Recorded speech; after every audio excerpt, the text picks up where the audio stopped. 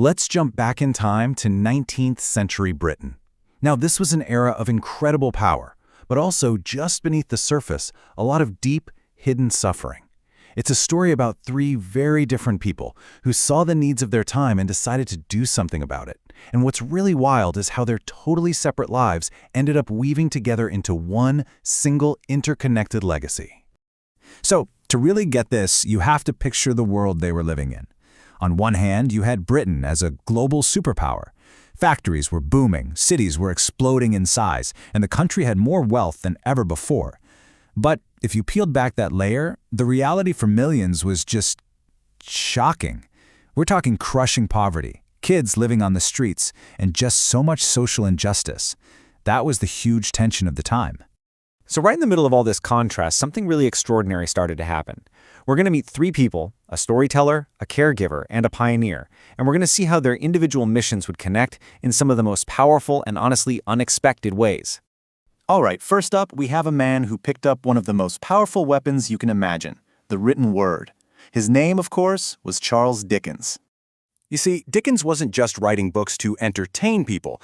Think about Oliver Twist or A Christmas Carol. He was basically holding up a mirror to society. He painted these incredibly vivid pictures of what life was like for poor children and families, forcing a public that was often pretty comfortable to finally look at the harsh realities they'd been ignoring. So it was more than just storytelling, right? He was basically teaching an entire nation how to feel empathy. He was changing the emotional landscape. Okay, so while Dickens is using his pen to change hearts, our next guy, George Müller, is tackling the exact same problems but with, direct, hands-on action. Just look at that number. Over 10,000. George Müller was living in Bristol, England, and he saw countless children with no home, no family, nothing. So he just did something. He started opening orphanages, and over his lifetime, he cared for more than 10,000 kids. I mean, the scale of that is just staggering to even think about. Which, of course, leads to the big question, right? How on earth do you feed and clothe and house thousands of children if you never once ask for money? No fundraisers, no donation letters, nothing. It sounds completely impossible, doesn't it? Well, this is the absolute key to understanding Müller's whole operation. The man ran everything on pure faith. He never went out and asked people for a dime. He simply prayed. He trusted that God would provide what they needed. And you know what? Over and over again, just when things looked dire, food and money would show up, like at the last possible second. His entire life became this incredible testimony that God really does hear and care for the vulnerable. All right, so for our third and final person, we're talking about a calling that went way, way beyond England's borders, all the way to the other side of the world. Hudson Taylor's heart was set on China, and his vision was pretty radical for the time. See, back then, most missionaries kind of stuck to the coastal cities, They built these little bubbles of their own culture.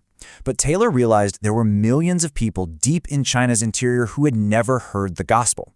So he founded the China Inland Mission and pushed inward, which was a massive risk. And get this, he even started dressing in Chinese clothes, adopted their customs, even their hairstyle. That was a huge deal. It was this incredible act of humility, all to break down barriers and connect with the people he was there to serve. Okay, so you've got the writer, the caregiver, and the missionary. They seem like they're on totally separate tracks, right? Well, this is where the story gets really amazing. These three men, each doing their own thing, were actually linked in this powerful, unseen chain of influence. Let's just break it down. So first you have Dickens. He's not just writing books. He's basically rewiring the nation's conscience, creating this whole new culture of caring. Then, that new compassion, George Müller grabs it and shows everyone what radical faith looks like in real life. He becomes this living, breathing example. And get this, Müller actually becomes one of Hudson Taylor's financial supporters. So Taylor, seeing Müller's incredible life of faith and prayer, takes that exact same model of depending on God and uses it to launch his entire mission in China. It's an amazing chain reaction. So think about it. One guy uses a pen, another uses prayer and gets his hands dirty, and the third guy crosses oceans. Totally different methods, completely different locations, but they were all powered by the exact same engine, a shared heart of compassion. And when you look at their stories together, you see something really beautiful about what true compassion looks like.